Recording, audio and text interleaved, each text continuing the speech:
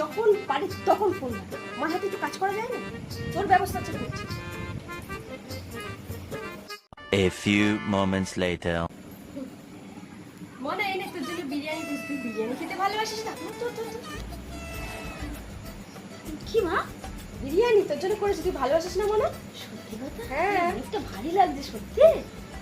এতটা আমার? হ্যাঁ একা? হ্যাঁ।